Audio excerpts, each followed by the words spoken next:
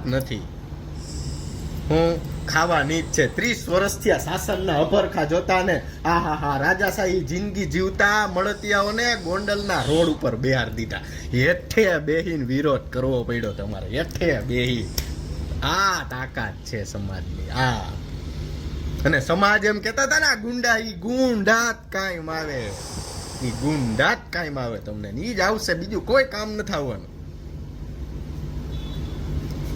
જી મારા દીકરા બોડીગાર્ડ વગર મુતરવા નહોતા જાતા, ઈ ગોંડલની બજારમાં હેઠે બેઠા ડામર માથે, ધરતી મારી માં છે, બીજું ગયું કામળા, બીજું રેવા જ ગયો. ઈ બહુ મજા આવી. 4-5 ગાડીના કાટ તૂટ્યા, કાંઈ વાંધો નહીં, રિપેર કરાવી લેવું.